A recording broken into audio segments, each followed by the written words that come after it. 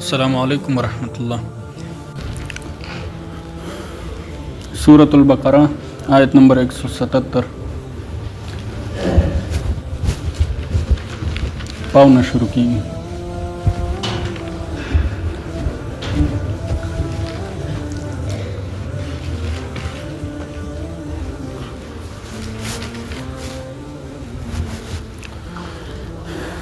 اعوذ باللہ من الشیطان الرجیم. بسم اللہ الرحمن الرحیم.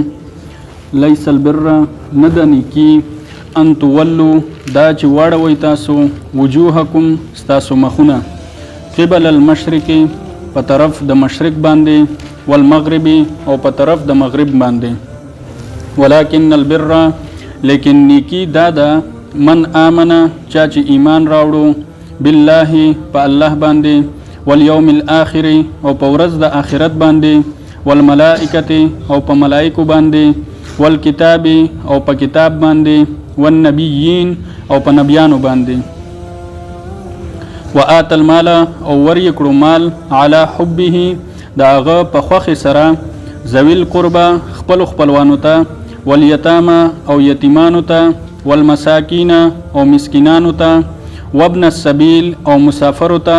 والسائلین او سوال کوونکو ته وفي الرقاب او په آزادولو د څټونو کې واقام الصلاة او قائم کو منز وآت الزکات او ورکړو زکات والموفون او پوره کوونکي بعهدهم د خپل وعدو اذا عاهدوا هر کله چې دوی وعده وکړي والصابرین او صبر کوونکي فی البأساء په سختۍ کې والضراء او په تکلیف کې وحین البأس او په وخت د جنگ کې اولئک الذین دا ام اغه خلق دي صدقو چې دوی رښتونی دي و اولئک او هم دغه خلق دي هم المتقون چې دوی متقیان دي. سورۃ البقرہ چې په 286 آیتونو باندې مشتمله ده، یعنی په دې سورۃ البقرہ کې 286 آیتونه دي. نو د اول سر نه چې کله سلسله د سورۃ البقرہ شروع شوله تقریبا اوس د نیمه نه سورۃ البقرہ واوختله، خو دې نه مخکې چې کومې تذکرې وشوې هغه به یو نظر کې بیا پیش کوم. سورۃ البقرہ کې موږ د انسانیت د پیدایش په باره کې فیصله د الله تبارک وتعالی ویله، د مؤمنینو 15 نشانات مو ویل، د منافقینو علامې مو ذکر کړې، د کفارو علامې مو ذکر کړې، بیا د دینه پس مسلسل د بنی اسرائیل باندې چې څومره نعمتونه د الله تبارک وتعالی شوي وو هغه ذکر شول او د دوی ناشکرۍ ذکر شوي. د هغې نه پس د ابراهیم علیه السلام چې کوم امتحاناتو په هغه څومره امتحانات راغلي وو بیا دی په هغه امتحانونو کې کامیاب شو. الله تبارک وتعالی د ټول خلکو دپاره د امام درجه ورکړله. د هغې نه پس د ابراهیم علیه السلام دعاګانې ذکر شوې او د الله په دربار کې سلسلهوار او ترتیبوار د هغوی قبولیت ذکر شو.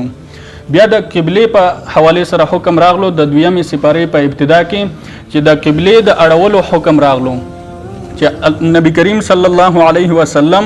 کله د مکې مکرمې نه مدینې منورې ته تشریف راوړو نو تقریبا 14 یا 19 میاشتې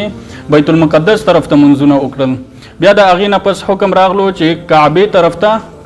مخ واړوه او کعبه خپله قبله جوړه کړم.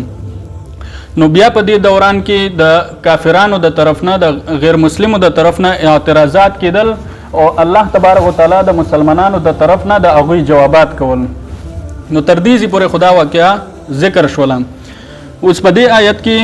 الله تبارک وتعالی یو خو یهودیانو ته بل عیسایانو ته بل مشرکانو ته دغه ته د اعتراض جواب ورکوي. یهودیانو یا عیسایانو یا مشرکین مکه دغه به ویل چې کله نبی علیه السلام د مکې طرف ته منځ کوي کله د بیت المقدس طرف ته منځ کوي چې خپله کومه خوښه شي بس په هماغه طرف باندې منځ کوي. نو الله تبارک وتعالی یو خو هغوی ته جواب ورکوي. دویم دا چې دغه آیت یو جامع آیت دی چې د دین اسلام یو پوره منصوبه او پوره نظریه او فکر د دین اسلام په دې کې ښودلی شوی دی او رد دی په مشرکینو باندې، په یهودو باندې او په نصاراو باندې یا په هغه ماډرن طبقه د مسلمانانو باندې چې هغوی وایي چې دین اسلام صرف دا دی چې ته مونځ اودس کوه یا روژه نیسه یا زکات ورکوه یا حج ته ځه. دین اسلام صرف د دې سره تعلق ساتي. د دین علاوه په معاملاتو کې، په اخلاقیاتو کې، په اقتصادي نظام کې، په سیاسي نظام کې د دین اسلام څه کردار نشته. نو په دې آیت کې الله تبارک وتعالی په هغه وخت کې په يهوديانو په عیسایانو په مشرکانو رد وکړو په نن سبا دور کې په لیبرالیزم سیکولریزم او کمونیزم په دغه نظریاتو باندې رد وکړو او په هر هغه چا باندې رد شو چې هغه وایي چې بس خپل مونځ او دس کوه نور کور کې کېنه نو خپل مونځ او دس پورې دغه دین اسلام محدود نه دی بلکې دین اسلام خپل اقتصادي نظام لري خپل سیاسي نظام لري خپل مالی نظام لري خپل عدالتي نظام لري زمونږ عدالتونو فیصلې د شریعت مخالف زمونږ د مالی نظام د شریعت مخالف زمونږ اقتصادي نظام د شریعت مخالف بس صرف محدود یو تر څه پورې چې عبادت کوو منځونه کوو ښه بیانونه اورو تر روجو پورې محدود یو عمرو ته بار بار ځو خو چې څنګه د جومات د دروازې نه بهر شو نو بیا دې ته نه ګورو چې حلالو کې مبتلا یو که په حرامو کې مبتلا یو د یو چا د قتل فیصلې به کوو د یو چا د ځمکې د قبضه کولو فیصلې به کوو د یو چا په حق باندې ډاکې اچولو فیصلې به کوو چېرته به په ملاوټ کې مبتلا وو ملاوټ به کوو چېرته به په دروغو کې مبتلا یو دروغ به وایو نو داسې مختلف ګناهونه چې هغه زمونږ تاسو په عملی ژوند کې را داخل شوي دي یا زمونږ تاسو په جدید مسلمانانو کې چې هغه د دین اسلام نه ډېر لرې شوي دي د قرآن کریم د تعلیماتو نه د نبوي د علومو د سیرت نه او د ریاست مدینه صرف نوم اخیستل پاتې دي نور د هغه اعمالو نه ډېر لرې پاتې شوي یو نو هغه ټول اعمال الله تبارک وتعالی په دې یو آیت کې په مختصر تور باندې ذکر کړل د دې نه پس مسلسل بیا دا ذکر کوي د یو حکم تفصیل بیانوي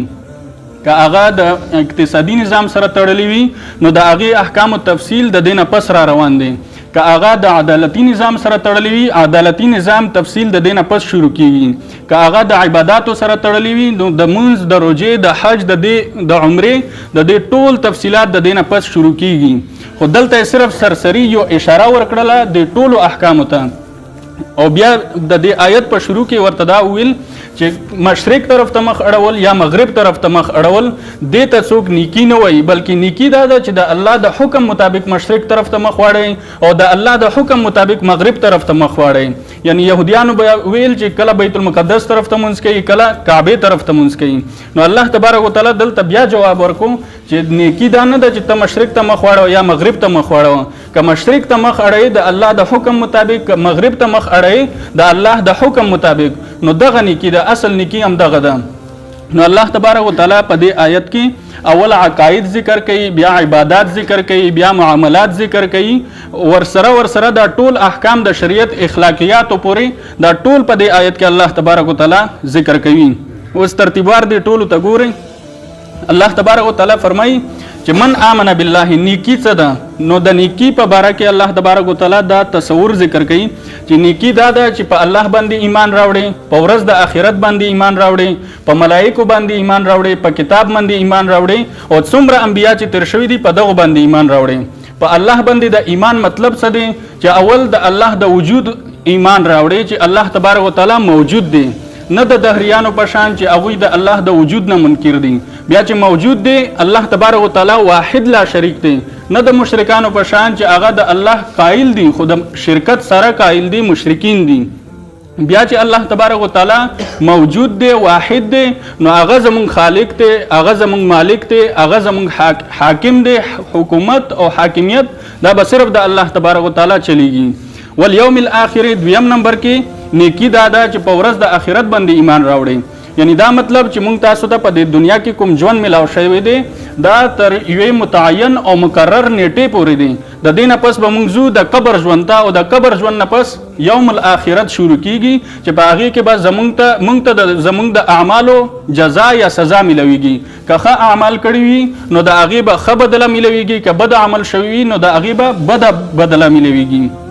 والملائکه او په ملائکو باندې ایمان په ملائکو باندې ایمان دا مطلب چې ملائک یو نورانی مخلوق ته هغه موجود دي د هغوی نه د ګناه کېدلو تصور هم نشي کېدلی بس دومره پورې ایمان کافي دی د دې نه زیات بحث کول دا زمونږ حاجت نشته او نه دې باره کې زمونږ نه پوښتنه کېږي والکتاب او سابقه چې څومره کتابونه تیر شوي دي څومره صحیفې تیر شوي دي په هغې ټولو باندې ایمان راوړل خو موجوده چې کوم تورات موجود دی یا زبور دی یا انجیل دی نو دا د یهودیانو د عیسایانو د شر نه محفوظ نه دی پاتې شوي په دې کې دوی تحریف کړی دی لهذا په دې موجوده تورات باندې موږ داسې ایمان نشو راوړلی چې دا هماغه سابقه تورات موجود دی بلکې دا محفوظ نه دی پاتې شوی، په دې کې تحریف شوی دی. په انبیاء کرامو باندې ایمان راوړل، په انبیاء کرامو باندې دا ایمان راوړل چې انبیاء کرام د آدم علیه السلام نه شروع شول، دغه پاکه سلسله د نبوت شروع شوله او په نبی کریم صلی الله علیه وسلم باندې دغه سلسله د نبوت ختم شوله او دغه منصب د نبوت تر قیامت پورې همیشه دپاره ختم شول. دینه پس به بل نبی نه راځي. دا خو دیزی پورې د ایمان خبره شوه، د عقایدو خبره شوه. دینه پس الله تبارک وتعالی فرمایي چې وآت المال علی حبه ذوی القربى والیتامى والمساکین. په دیزی کې د نفلی صدقاتو یا وجوبی صدقاتو ذکر کوي چې صرف دغه نه ده چې تاسو فرض زکات ادا کړو نو تاسو ذمه بخلاص وي، بلکې تاسو په خپل خپلوانو کې څوک محتاج وي، تاسو په گاوند کې څوک محتاج وي، څوک فقیر ویني، څوک مسافر درته په نظر درشي چې دا هغه څوک غمخوار نه دی په سفر باندې، نو دغه خلکو سره د خپل وس مطابق مالی تعاون کول دا هم د ایمان برخه ده او د ایمان حصہ ده او اصل نیکی ده. دینه پس الله تبارک وتعالی فرمایي واقام الصلاه وآت الزکاه. په دې آیت کې الله تبارک وتعالی د عبادت ذکر وکړو، یعنی په دې ټوکړه د آیت کې الله تبارک وتعالی عبادت ذکر کړل. عبادت په دوه قسم دي، یو د بدن عبادت ته لکه منځ کول، یو د مال عبادت ته زکات ورکول. نو دا دواړه دلته مختصرا ذکر کړل چې واقام الصلاه منځونه کوي او ورسره زکات ورکوي. او دینه پس الله تبارک وتعالی والموفون بعهدهم اذا عاهدوا، چې د خپل وعده پوره کوونکي وي. دا نیکی دا دغه ایمان دی. نیکی پورا کون کې دې کې معاملاتو طرف ته اشاره وکړه، یعنی ته چې اخیستل او خرڅول کوي، چا سره د اجاري معامله کوي، د کرایي معامله کوي، د نکاح معامله کوي، نو د دې ټولو دپاره بنیاد څه شی دی چې سړی په خپله وعده باندې پوره کوونکی وي، په خپله وعده قایم ودرېږي. نو سب وعده پوره کول دا د دې ټولو دپاره بنیاد دی او هغې ته په یو ټکي کې اشاره وکړه چې وعدې پوره کوونکي وي. والصابرین فی البأساء والضراء وحین البأس. په دې ټوکړه د آیت کې الله تبارک وتعالی د اخلاقو اعلی درجه ذکر کړه. اخلاقو کې ډېر شیونه داخليږي، خو چې سړی په خپل ځان باندې کنټرول عمومي، خپل نفس قابو کی او صبر کولی شي، نو بس دا د اخلاقو اعلی درجه ده. نو دی وجنه الله تبارک وتعالی دلته د اخلاقو اعلی درجه صرف صبر ذکر کړو چې د دینه پس د اخلاقو څومره احکام دي هغه په دې کې په خپل داخل شي. نو پر صبر کې بیا دا ذکر کړل چې په سختۍ کې صبر کوونکی، د تکلیف په حالت کې صبر کوونکی او په وخت د جنگ کې صبر کوونکی، یعنی د منافقو غوندې د جنگ د صف نه پشان نه تختی، بلکې په جنگ کې استقامت اختیار کی او د کافرو په مقابله کې او جنگيږي تر دې پورې چې یا دې قتل شي شهید شي یا هغوی قتل کی غازی شي، نو تر دې وخت پورې او جنگيږي. نو دینه پس الله تبارک وتعالی بیا په دې باندې یو مهر لګئی. مهر دا لګئی چې چا چې ایمان راوړو او ورسره دغه اعمال درست کړل، عقاید دغه عبادت دغه رنګ او معاملات دغه رنګ، نو هم دغه خلک بیا رښتونی دي. یعنی دوی چې کومه وعده د خپل رب سره کړې ده په هغه وعده کې دوی رښتونی دي. موږ تاسو د الله تبارک وتعالی سره دوه پیری وعده کړې ده. یو مو په ازل کې وعده کړې ده د الله تبارک وتعالی سره. الله تعالی د آدم علیه السلام د ملینا دغه ټول مخلوقات د میګو په شکل کې راوباسل او پوښتنه ورنوکړه چې الستو بربکم، ایا زه ستاسو رب نه یم؟ نو ټولو مخلوقاتو د دې خبرې تصدیق وکړو چې بلا ولې نه ته زموږ رب یې. په ازل کې موږ تاسو ټولو روحونو د دې وعده کړې ده. بیا چې کله دنیا ته راغلو او کلمه الله تبارک وتعالی موږ تاسو ته نصیب کړه او دا مو ویل چې لا اله الا الله محمد رسول الله، نو دینه پس مو بیا یو وعده د الله تبارک وتعالی سره وکړه چې ترڅو پورې زه په دې ځمکه باندې ژوندی وم، د ژوند هر لمحه به ستا د حکم مطابق تیروم. نو د دې وعدې رښتونی کوونکي خلک هغه دي څوک چې په دې خبرو اعمال وکړي، یعنی خپل عبادات د الله د حکم مطابق کی، خپل عقاید د الله د حکم مطابق، خپل معاملات د الله د حکم مطابق، خپل خاندانی ژوند، انفرادي ژوند، اجتماعي ژوند، اقتصادي ژوند، حکومتي معاملات، عدالتي معاملات، دا ټول د الله د حکم مطابق کی. نو همدغه خلک بیا رښتونی دي. واولئک هم المتقون، او همدغه خلک متقیان او پرهیزګار دي. نو په دې آیت کې الله تبارک وتعالی یو جامع نقشه د دین اسلام پیش کړله. د دینه پس به بیا د یو حکم پوره تفصیلی وضاحت کوي. نو کوشش دا کوي چې دینه پس بیا پکې وقفه در نه رانشي کوشش کوئ چې د هر ځای نه وایي ترجمې ته ځان را رسوئ نوره ملګري هم کېنوئ ځکه چې تقریبا د شپږمې اوومې سپارې پورې بیا مسلسل حکمونه ذکر کېږي ځکه چې دغه صورتونه چې کوم دي د شپږمې اوومې سپارې پورې دا هغه صورتونه دي مدني صورتونه چې کوم په مدینه منوره کې را نازل شوي دي په کوم وخت کې چې د ریاست مدینه بنیاد نبی کریم صلی الله علیه وسلم کې خوستو هغه وخت کې چې کوم احکام راغلي دي هغه احکام په دې کې ذکر کیږي نو کوشش کوئ چې غیر حاضري په دې کې درنه ونه شي ترجمه ته ګورم بسم الله لیس البر ندنی کی ان تولوا دا چې واړوئ تاسو وجوهکم ستاسو مخونه قبل المشرق په طرف د مشرق والمغرب او په طرف د مغرب ولكن البر لیکن نیکی دادا من آمن چا چې ایمان راوړو بالله په الله باندې والیوم الاخر او په ورځ د آخرت باندې والملائکة او په ملائکو باندې والکتاب او په کتابونو باندې والنبیین او په نبیانو باندې وآت المال او ورکړو مال علی حبه داغه په خوخه باندې ذوی القربى خپلوانو ته والیتاما او یتیمانو ته والمساکین او محتاجو ته وابن السبیل او مسافرو ته والسائلین او سوال کوونکو ته وفي الرقاب او په ازادۍ د څټونو کې وفي الرقاب دا مطلب چې کوم مسلمانان قیدیان د کافرانو په جیلونو کې دي یا د هغوی په غلامۍ کې دي یا هغه خلک چې په هغوی باندې زیاتې قرضې پرتې دي او هغه قرضو لنډولو زور نه لري نو هغوی سره تعاون وکړو مال یې پکې ادا کړو نو دې دپاره وفي الرقاب د هغوی د څټونو په ازادولو کې واقام الصلاة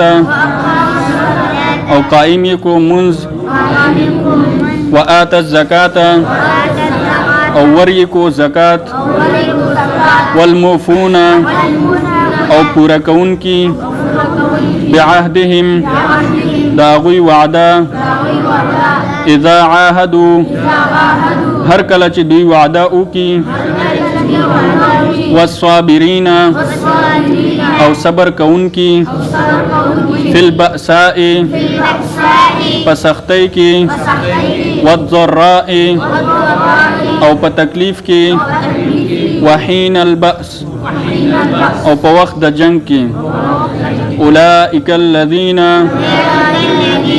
امدا هغه خلق دي چې صدقو دوی رښتونی دي و اولئک امدا هغه خلق دي هم المتقون چې دوی متقیان دي الله تبارک وتعالى دې عمل کولو توفیق آمين الحمد لله رب العالمين والعاقبة للمتقين والصلاة والسلام على أشرف الأنبياء والمرسلين محمد وآله وأصحابه أجمعين ربنا تقبل منا إنك أنت السميع العليم وتب علينا إنك أنت التواب الرحيم ربنا آتنا في الدنيا حسنة وفي الآخرة حسنة وقنا عذاب النار برحمتك